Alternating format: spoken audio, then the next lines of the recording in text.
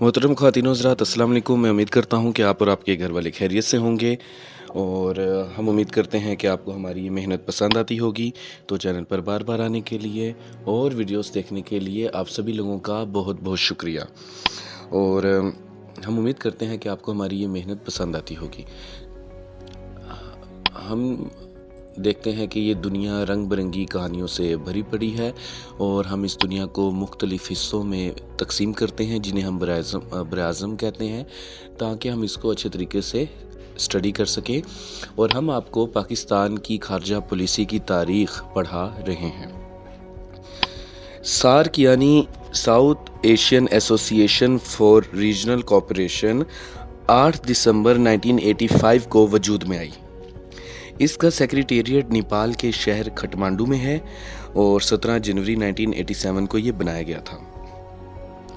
8 ममालिक इस तंजीम यानी एसोसिएशन का हिस्सा हैं।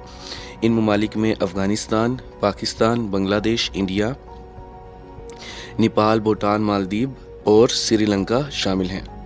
ये तंजीम असल में एक जियोपॉलिटिकल यूनियन यानी कि जियोपॉलिटिकल इत्तेहाद है, जिसका सबसे बड़ा मकसद माशी फ़ायदा यानी इकोनॉमिक बेनिफिट हासिल करना है। सार्क की 13वीं कॉन्फ्रेंस जो कि 13 नवंबर 2005 को हुई, उसमें अफ़गानिस्तान को भी सार्क का हिस्सा यानी मेंबर बना लिया गया। इस तंजीम यानी ऑर्गेनाइजेशन का बुनियादी मकसद यही था कि रीजनल कोऑपरेशन को ज़्यादा से ज़्यादा बढ़ाया जा सके।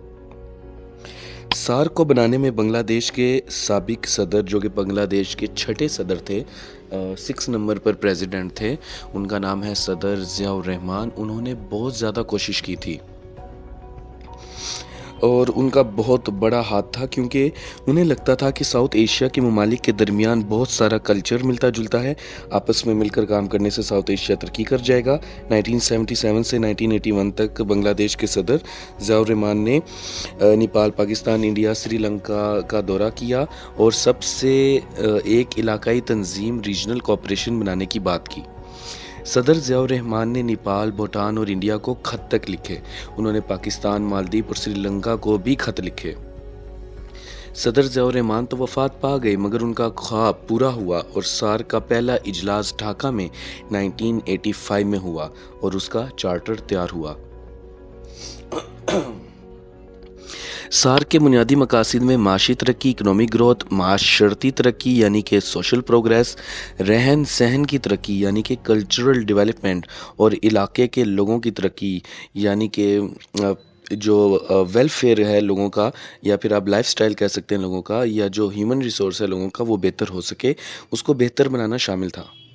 सार्क के इजलास में पाकिस्तान ने औरतों की तरक्की पर बात की और ज़ोर दिया कि हमें ख़वातीन की तालीम और तरबियत पर बहुत ज़्यादा तवज्जो देनी चाहिए। तमाम मेंबर्स ने इस बात को तस्लीम कर लिया। इंडिया की सार्क में मौजूदगी और उसकी मसला कश्मीर पर हरदर्मी, पाकिस्तान के पानी पर कब्ज़ा और बलूचिस्तान में दहशतगर्दी करवाने की वजह से सार्क ठीक तरीके से काम नहीं कर पा रहा। दूसरा, बाकी ममालिक की निस्बत इंडिया में आबादी बहुत ज़्यादा है, उसका रकबा यानी साइज़ बहुत बड़ा है, उसकी आबादी यानी पॉपुलेशन बहुत ज़्यादा है, जिसकी वजह से सार्क के मामलात में अदम एतमाद, एक सस्पिशन देखने को मिलती है। दूसरे नंबर पर सबसे ज़्यादा आबादी और रकबा पाकिस्तान का है और जो पाकिस्तान है वो इंडिया की हेजेमनी को, ज़्यादादारी को बार बार चैलेंज करता है।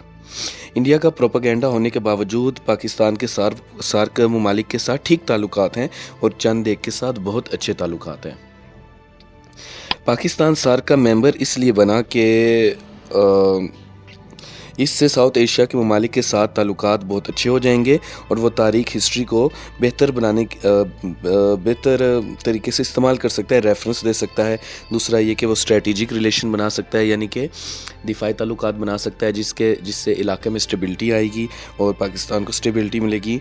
सियासी फ़ायदे हासिल कर सकता है। पाकिस्तान इंडिया के दरमियान कई जंगें हो चुकी हैं और सार्क के ज़रिए राब्ते में इजाफे से अमन कायम किया जा सकता है। इंडिया और पाकिस्तान दोनों न्यूक्लियर ताकतें हैं और उनके दरमियान जंग से पूरी दुनिया तबाह हो सकती है कि जंग के असरात पूरी दुनिया पर होंगे।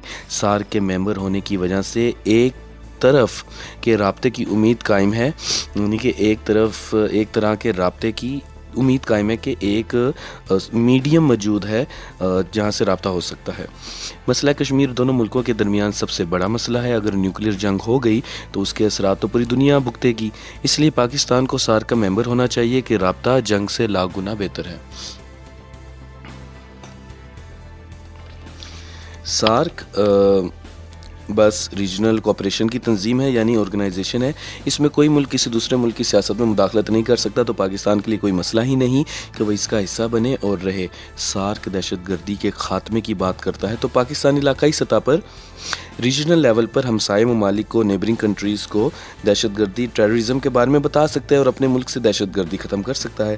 ہم آپ کو پڑھا چکے ہیں کہ 1979 سے لے کے 1988 تک جو افغان جہاد تھا اس میں امریکہ پاکستان کا اتحادی تھا اور وہ پاکستان کو امداد دے رہا تھا، پیسہ دے رہا تھا اور پاکستان اس کے بہت قریب تھا۔ تو پاکستان امریکہ کی ایک طرح کی اجازت کے بغیر کوئی قدم اٹھاتے ہوئے بڑا سوچتا تھا اور امریکہ کو اعتماد میں لے کر ہی اس نے سارک کو جوائن کیا تھا۔ اور ویسے بھی ہم آپ کو بتائیں کہ سارک میں مسئلہ کشمیر کو دوبارہ بیان کیا جا سکتا ہے، اور انڈین پرائم منسٹر جو اٹل بہاری واجپئی ہیں، جب وہ 2004 میں اسلام آباد میں سارک سمٹ میں آئے تھے تو انہوں نے کہا تھا چلے ٹھیک ہے ہم اس معاملے پر دوبارہ کنٹری ٹو کنٹری بات چیت سٹارٹ کرتے ہیں، اس میں کوئی مسئلہ ہی نہیں ہے۔ اور ساتھ ہی یہ بات کی گئی تھی کہ ہیومن ریسورسز کے اوپر کام ہوگی، پاپولیشن کو سٹیبلائز کیا جائے گا، ڈیولپمنٹ ہوگی، عورتوں کی امپاورمنٹ پہ بات ہوگی، جو یوتھ ہے اس کو موبلائز کیا جائے گا، ہیلتھ کو بہتر کیا جائے گا، اور جو بچوں کی نیوٹریشن ہے اس کے اوپر کام کیا جائے گا، یعنی کہ جو ہیومن ڈیولپمنٹ انڈیکس ہے، جو اس کے اندر چیزیں ہوتی ہیں ان تمام کو بہتر کیا جائے گا۔ اور سارک آج کل فعال نہیں ہے اور اس کی وجہ ہے انڈیا پاکستان کی دشمنی۔ انڈیا الزام لگاتا ہے کہ پاکستان اس کے ملک میں دہشت گردی کرتا ہے، جبکہ وہ یہ تمام کام پاکستان کے ساتھ بھی کرتا ہے۔ اپنے الزام ثابت کرنے کی باری آتی ہے تو وہ کہتا ہے کہ پاکستان دہشت گرد ہے، جبکہ پاکستان میں بلوچستان میں حملے کروانے میں وہ ملوث ہے، پاکستان کا پانی روکنے میں وہ ملوث ہے، کشمیر کا مسئلہ حل نہ ہونے میں وہ ملوث ہے۔ تو ہر لحاظ سے دیکھا جائے تو انڈیا اور پاکستان کے ریلیشنز کے اوپر سارک کا ایکٹیو ہونا ڈیپینڈ کر رہا ہے۔ اور ہم امید کرتے ہیں کہ آپ کو ہماری محنت پسند آئی ہوگی، اور ہم امید کرتے ہیں کہ آپ ہمارے لیکچرز کو انجوائے کرتے ہوں گے۔ تو چینل پر بار بار آنے کے لیے اور ویڈیوز دیکھنے کے لیے آپ سبھی لوگوں کا بہت بہت شکریہ۔ اللہ حافظ۔